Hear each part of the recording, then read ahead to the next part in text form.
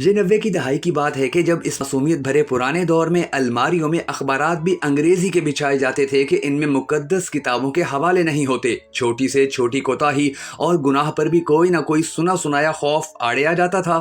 زمین پر نمک یا مرچیں گر جاتی تھیں تو ہوش و حواس اڑ جاتے تھے کہ قیامت والے دن آنکھوں سے اٹھانی پڑیں گی۔ فقیروں اور گداگروں کو پورا محلہ جانتا تھا اور گھروں میں ان کے لیے خصوصی طور پر کھلے پیسے رکھے جاتے تھے۔ محلے کا ڈاکٹر ایک ہی سورنج سے ایک دن میں 50 مریضوں کو ٹیکے لگاتا تھا، لیکن مجال ہے کسی کو کوئی انفیکشن ہو جائے۔ جرکان یا شدید سر درد کی صورت میں مولوی صاحب ماتھے پر ہاتھ رکھ کر دم کر دیا کرتے تھے اور بندے بھلے چنگے ہو جاتے تھے۔ گھروں میں خط آتے تھے اور جو لوگ خط پڑھنا نہیں جانتے تھے وہ ڈاکیے سے خط پڑھواتے تھے۔ ڈاکیا تو گویا گھر کا ایک فرد شمار ہوتا تھا۔ وہ خط لکھ بھی دیتا تھا، پڑھ بھی دیتا تھا اور لسی پانی پی کر سائیکل پر یہ جا وہ جا۔ امتحانات کا نتیجہ آنا ہوتا تو نصر من اللہ فتح و قریب پڑھ کر گھر سے نکلتے تھے اور خوشی خوشی پاس ہو کر واپس آ جاتے تھے۔ یہ وہ دور تھا جب لوگ کسی کی بات سمجھ کر اوکے نہیں ٹھیک ہے کہا کرتے تھے۔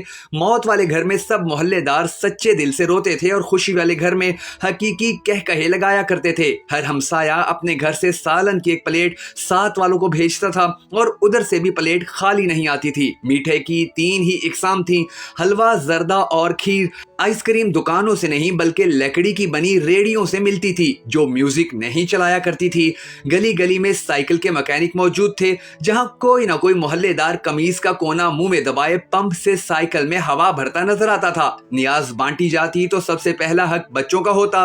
دودھ کے پیکٹ اور دکانیں تو بہت بعد میں وجود میں آئیں۔ پہلے تو لوگ بہانے سے ہی دودھ لے جایا کرتے تھے۔ یہ وہ زمانہ تھا کہ گفتگو ہی گفتگو تھی، باتیں ہی باتیں تھی اور وقت ہی وقت تھا۔ گلیوں میں چارپائیاں بچھی ہوتی، محلے کے بابے حقہ پی رہے ہوتے اور پرانے بزرگوں کے واقعات بیان کر رہے ہوتے۔ جن گھروں میں ٹی وی آ چکا تھا انہوں نے اپنے دروازے محلے کے بچوں کے لیے ہمیشہ کھلے رکھے۔ مٹی کے لیپ کی ہوئی چھت کے نیچے چلتا ہوا پنکھا سخت گرمی میں بھی ٹھنڈی ہوا دیتا تھا اور فریج کے بغیر بھی مٹکے اور سرائیوں کا پانی ٹھنڈا رہتا۔ لیکن پھر اچانک سب کچھ بدل گیا۔ ہم قدیم سے جدید ہو گئے۔ اب باورچی خانہ سیڑھیوں کے نیچے نہیں ہوتا، کھانا بیٹھ کر نہیں پکایا جاتا، دسترخوان شاید ہی کوئی گھر استعمال کرتا ہو۔ منجن سے ٹوتھ پیسٹ تک کے سفر میں ہم نے ہر چیز بہتر سے بہترین کر لی، لیکن پتہ نہیں کیوں قدر سہولتوں کے باوجود ہمیں گھر میں ایک ایسا ڈبہ ضرور رکھنا پڑتا ہے جس میں ڈپریشن، سر درد، بلڈ پریشر، نیند اور وٹامنز کی گولیاں ہر وقت موجود رہیں۔